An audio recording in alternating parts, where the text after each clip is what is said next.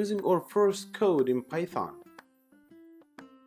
After installing Python to our computer, we go to terminal in our computer and type Python, or Python 3 is better. As you see here, Python is working well. Then try to type print and space and then apostrophe symbol and type hello world.